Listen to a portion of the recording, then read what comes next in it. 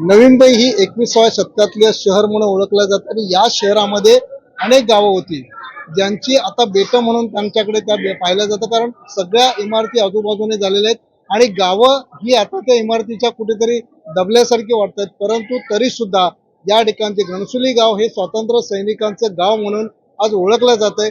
याच गावात अगदी खाडी किनारी श्री साईबाबांचं मंदिर दत्तात्रय पाटील यांनी इथे उभारलेलं आहे आणि अनेक वर्षापासून या ठिकाणी साई भक्त दर्शनासाठी येतात आणि दर गुरुवारी या ठिकाणी महाप्रसाद होतो. आज सुद्धा गुरुवार आहे, आज या ठिकाणी महाप्रसाद सुद्धा आयोजन केलंय. ताई, काय सांगाल की आज गुरुवार आहे आणि आज महाप्रसाद सुद्धा मोठ्या प्रमाणात तुम्ही आयोजन केलेलं आहे?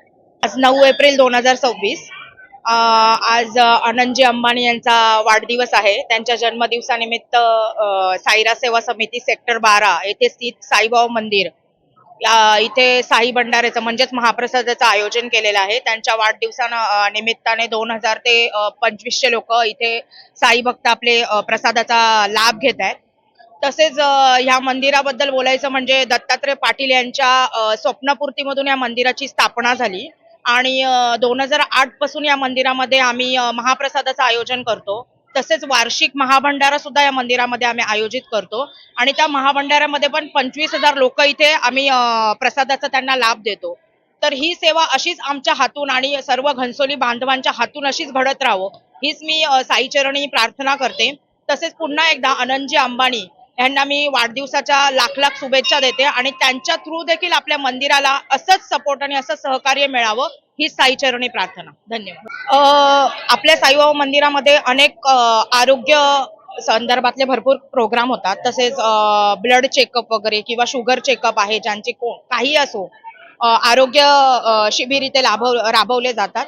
आम्ही मोठे मोठे उद्योगपती पण आपल्या इथे मंदिरामध्ये नक्कीच येतात. आपण त्यांच्या थ्रू पण हे प्रोग्राम आपण आयोजित करतो आणि मंदिरातला असंच सहकार्य त्यांच्या थ्रू लाभो हीच आमची सगळ्या कमिटीची हेच आमची मागणी आहे.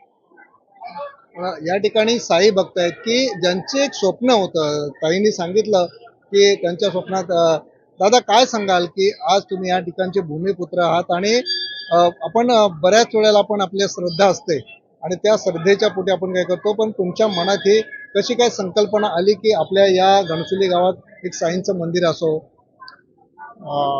जवळजवळ मी 2003 पासून साईबाबांच्या पालखीमध्ये पायी चालत असतो. त्या निमित्ताने मला साईबाबांचं जरा वास्तव्य झालेलं आहे, मला योगदान मिळालेलं आहे साईबाबांचं. त्याच्यातनं मी साकार केलं की आपण पण मंदिर बनवूया आणि बाबांचं महाप्रसादाचं वगैरे आयोजन करूया.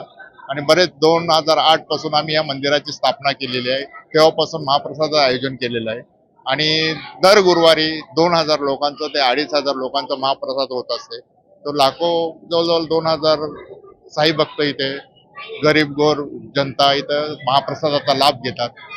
तसेच आमचे गाववाले पण इथं सहकार्य करतात. आम्हाला कॉलनीमधले जे साई भक्त आहेत ते पण सहकार्य करतात आणि हा प्रोग्राम एकदम उत्सवाने साजरा होतो. लेडीज साई भक्त वगैरे सर्व जनता आम्हाला सहकार्य करतात आणि त्याच्यातनं हा भंडारा साकार होतो. ताई, या ठिकाणी अनेक भक्त येतात, यांचं तुम्हाला सहकार्य लाभतं का? कारण कसं आहे की मंदिरात आलं की थोडंसं शिस्त आपण म्हणतो, शिस्त पाळली जाते, परंतु या सर्व गोष्टीला भक्तगण तुम्हाला सहकार्य करतात का? साईबाबांचं एकच वाक्य होतं आणि त्यांचं ब्रीद वाक्य होतं की अन्नदान ही उत्तम सेवा किंवा अन्नदान हीच चांगली सेवा. या बाबांच्या या ब्रीद वाक्यामधूनच आम्ही हे अन्नदान लोकांपर्यंत पोहोचवतोय. तसेच इथे येणारे साई भक्त उद्योगपती असो किंवा गरीबातला गरीब माणूस असो, प्रत्येकांची इथं छोटी छोटी सेवा आहेच आणि इथे कुठलीही प्रकारची माणसं आम्ही कुठलीही नेमलेली नाहीयेत. ते स्वतःहून साई भक्त येतात, इथे सेवा घडवतात. त्यांना वाटलं तर ते दर गुरुवारी येत राहिले. आपल्या कामातून भरपूर कामामध्ये बिझी असतात, त्या कामामधून टाइम काढून लोक इथे येतात, सेवा देतात आणि मी त्यांचे खूप खूप आभार आहे. साईंचं एक वाक्य आहे, श्रद्धा आणि सबुरी. परंतु आजच्या युवा पिढीला श्रद्धा आणि सबुरी, श्रद्धा ही असायला पाहिजे, सबुरी कुठेतरी कमी दिसते. आपण सुद्धा युवती आहात, काय सांगाल? या दोन्ही वाक्यांचा अर्थ मला पाहिजे. श्रद्धा आणि सबुरी हे साईबाबांचं ब्रीदवाक्य आहे. श्रद्धा म्हणजे लोकांनी गोरगरिबांपासून श्रीमंतांपासून प्राण्यांपासून सगळ्यांवर ही श्रद्धा ही असलीच पाहिजे. आपण जिथे विश्वास ठेवतो तिथेच कार्य चांगलं घडतं, मी तर तेच सांगेन. आणि सबुरी म्हणजे प्रत्येक कार्यामध्ये आपण सबुरीने काम घेतलं पाहिजे.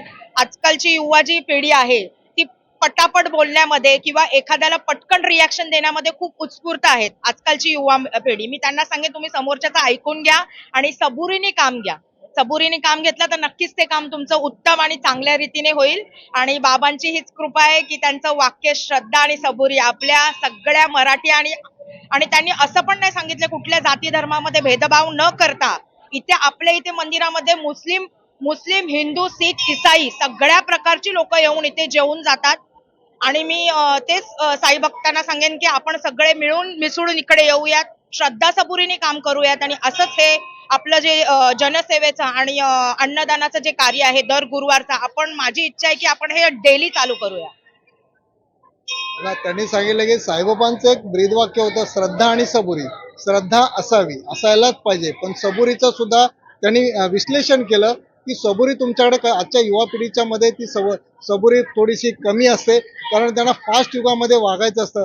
आपण एखादा अपघात बघतो त्यावेळेला गाडीवर लिहिलेलं असतं श्रद्धा आणि सबुरी. श्रद्धा असते परंतु सबुरी नसते, त्यामुळे काय दुर्दैवी घटना घडतात, त्या घडू नयेत. आणि तुम्ही खरंच श्रद्धेचा सन्मान केला पाहिजे.